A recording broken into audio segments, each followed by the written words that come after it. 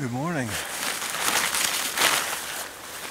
Welcome to Tettegouche State Park, northern Minnesota, December 8th, 2018. I had arrived at the park the previous afternoon at about 2:30 after a 5-hour drive. After checking in at the office, buying a couple of bundles of wood, and finding water, I went in search of my campsite.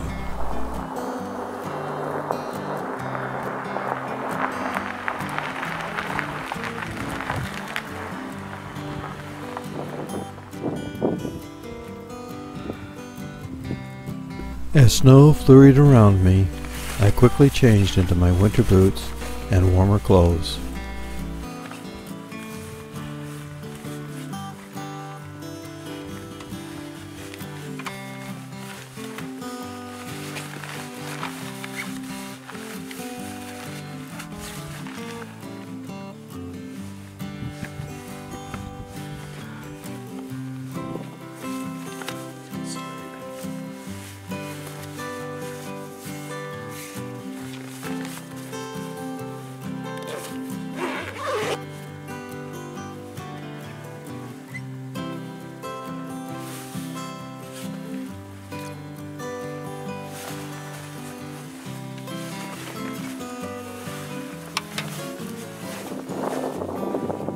Dressed more warmly now, it was time to start unloading the car.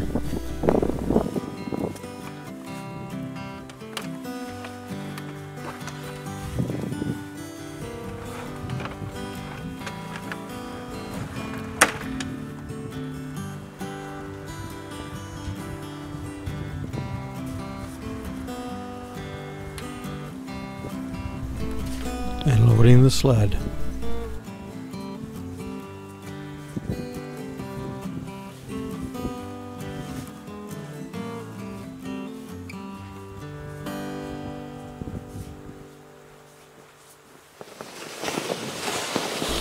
Then it was time to set off down the trail to walk in site number 8. The sharp-eyed observer will notice that I forgot to cross my poles, a mistake I quickly regretted as soon as I headed down the little incline.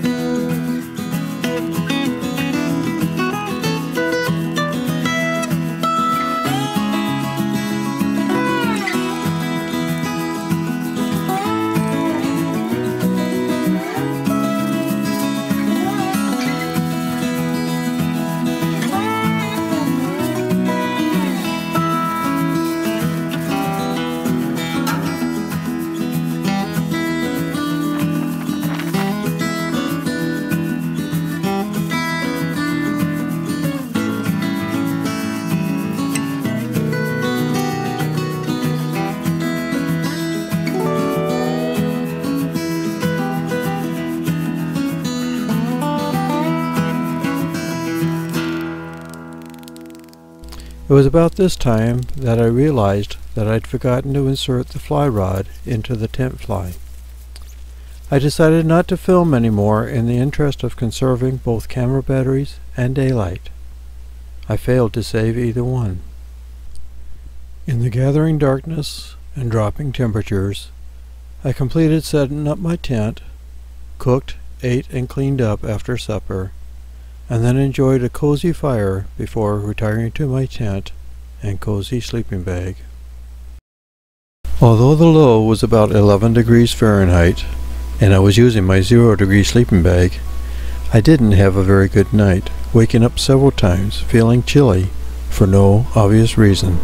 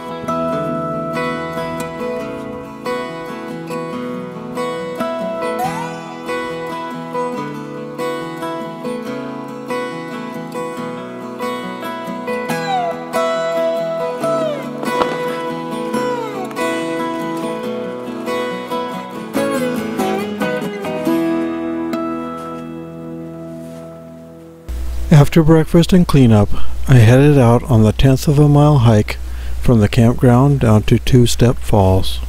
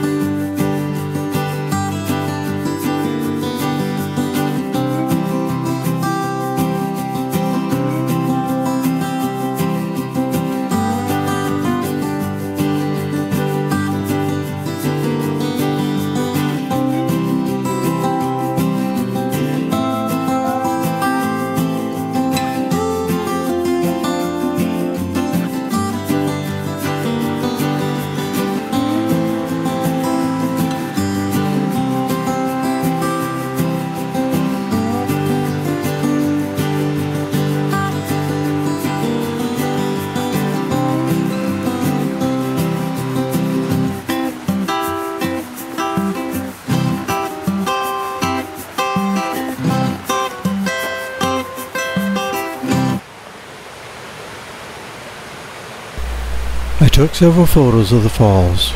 I would have taken video of myself relaxing and eating my lunch there, but unfortunately, a group of people arrived just as I was starting to set up to do so. This is Two-Step Falls. The upper falls is in the upper left here. I am surprised to see it frozen over so much. Well, sort of, almost surprised. I was hoping there'd still be some open water up there, but at least it does open up down here.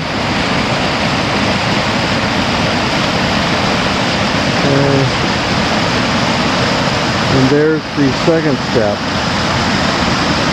Unfortunately, from this site, it's hard to get it's impossible to get a front-end view of that lower falls, which does have water running over it.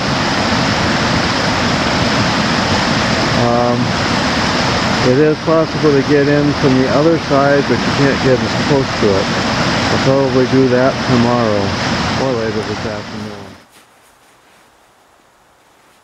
After resting up at the campsite, I drove down to the Cascade Falls trailhead to begin the 3/4 mile trek to the falls.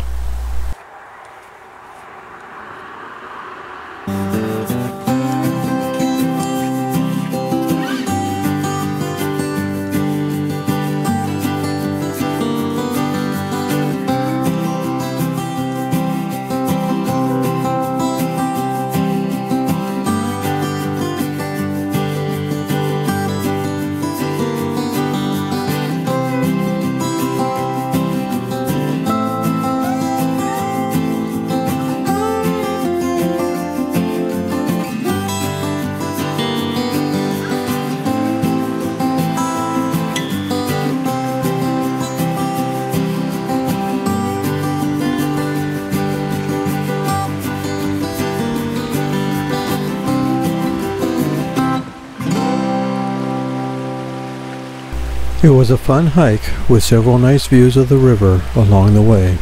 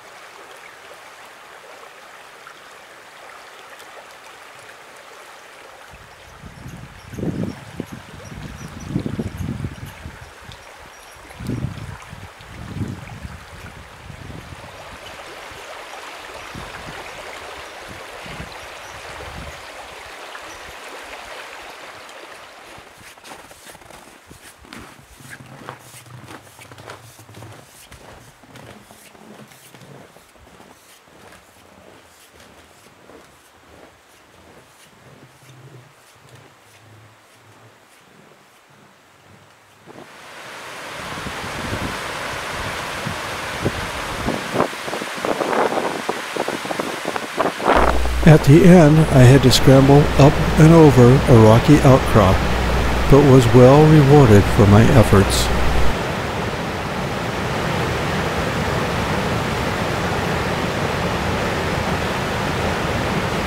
Cascade Falls had an ideal balance of water flowing through an icy channel, exactly what I'd been looking for. I was in seventh heaven as I photographed the falls in golden light.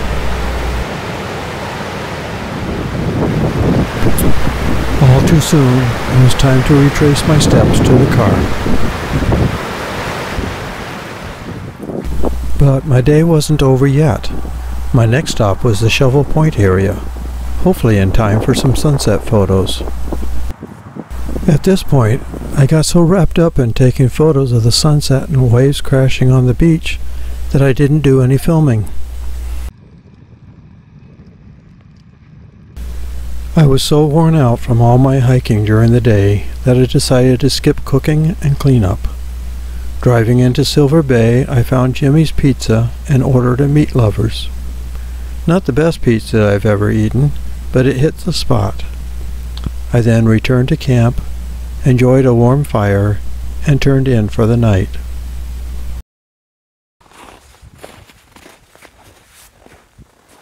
I slept a lot better that night. Of course, it only got down to about 20 degrees, and I had my sleeping bag liner inside my bag. Then again, it may have just been sheer exhaustion. I awoke, had breakfast, and then it was time to hit the trail again, this time heading for High Falls. It was another fun, somewhat strenuous hike. The clouds gradually cleared as I hiked along the trail.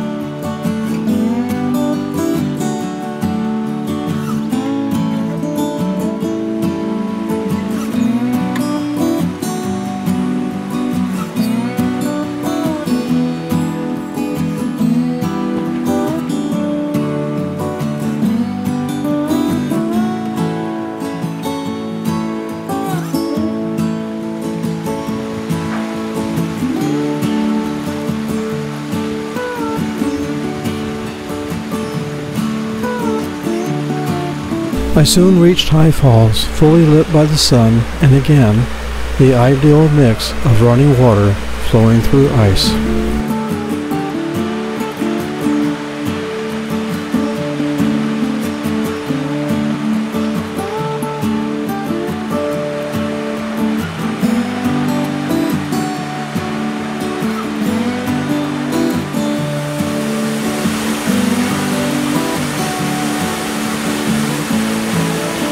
After several photos, it was time to head back to camp, pack up, and leave.